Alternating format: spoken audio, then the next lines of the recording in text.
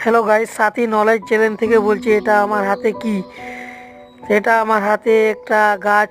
সবাই হয়তো চিনো, আর কেউ কেউ হয়তো চিনেই না একেবারে। তাদের জন্য স্পেশালভাবে এই ভিডিওটা বানানো হয়েছে। এই গাছটার একটা গুণাগুণ আছে, তার জন্যে এই ভিডিওটা ইনফরমেটিভ ভিডিও, খুবই গুরুত্বপূর্ণ ভিডিও।